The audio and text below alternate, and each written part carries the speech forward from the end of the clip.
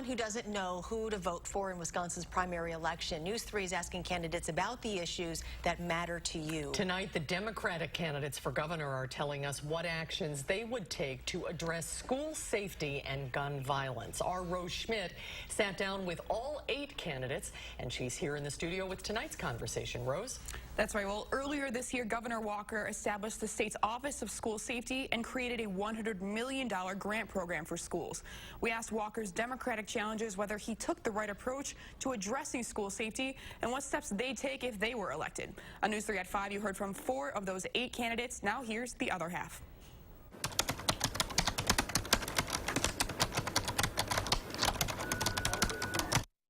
We can have 48-hour waiting periods on gun sales. We can have comprehensive criminal background checks. We can take these steps, and I've come out in favor of 16 different steps. There are so many things that we can do that are responsible in regards to firearms. Waiting periods, for sure. Background checks. We also need to do a better job of protecting the public related to gun violence. I'm a strong supporter of a universal background check. I've come out in full support of banning bump stocks, which turn a semi-automatic rifle essentially to an automatic rifle, high-capacity magazines, universal background checks I'm for.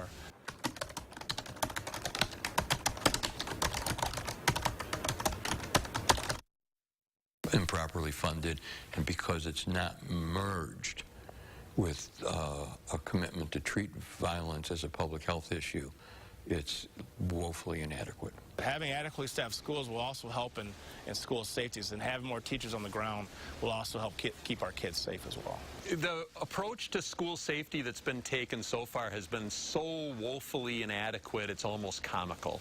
We have to deal with gun violence. We have to deal with some underlying causes there. If we're talking about mental health, or if we're talking about hardening the campuses by having bulletproof glass, either way, the schools need a steady flow of money. Governor Walker did not include gun legislation in his plan to make schools safer. He has also said in the past that he's against arming teachers. You can find responses from all the Democratic candidates on our website, and head over to channel3000.com to try our virtual chat based on transcripts of our interviews with these Democratic candidates. Thank you, Rose.